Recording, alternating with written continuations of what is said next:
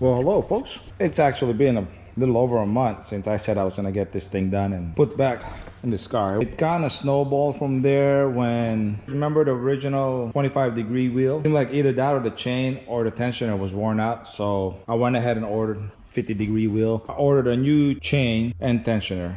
Then I went ahead and drilled and tapped this, so this is actually gonna stay in place. And other than that, did a compression check. I still gotta change the spark plugs, still original spark plugs. Here's the transmission we are gonna put on it. It's a 5-speed EP3. My son wanted me to put the PPG gear from his car since he's not needed, but I was eventually gonna put this 5-speed on anyway. Now we only have one Wednesday night left at Sacramento Raceway, which is this coming Wednesday. I think this is gonna be the final swap for it. Don't write that in stone. All right, guys, I got it put back together. Right now, what we're gonna try to do is stab this engine in there.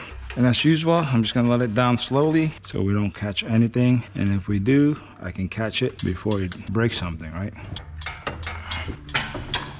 Right there.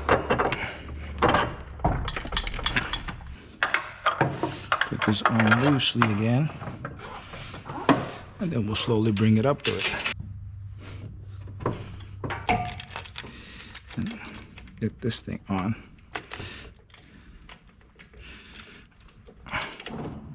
Again, you want to put everything on just kind of hand tight. Okay, I struggled a little bit getting it lined up. Problem I was having is I put that bolt on first. Got those two in the back, and then I did this, raise it up, and then finally got that. Once I got everything, not really even hand tight, but on there, then I put the bolt in the back. Then I tightened everything. So yeah, everything. Let's just make sure the hood will shut. Uh-oh, is it hitting something? Oh, I think the valve cover is hitting the hood. Yeah, I don't want to lower it any lower. Yeah, maybe I'll just put a JDM hood risers. All right, good morning guys. It's actually the next day. The hood hits right there. I have multiple choice. Put one of them JDM hood risers. That will probably make it clear. I really don't like those. Put the stock hood back on, got a hole on that. If I'm not satisfied that it's gonna be faster than the K20, I will probably just go ahead and pull this out and put a K20 back in just so it can shut. Remember, K20, this thing ran 12.7 street tire, 12.3 on slicks. We're not changing anything. The only thing that happened is this. So let's see what it runs on street tire and or slicks. Get going. I'm gonna put the wires on and everything. So I'll be right back once I get the wires all tucked in. All right, that's mounted.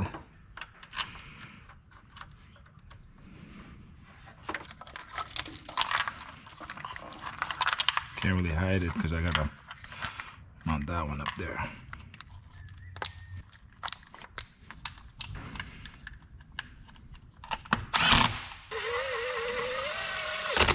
Ground is on. I believe that goes there.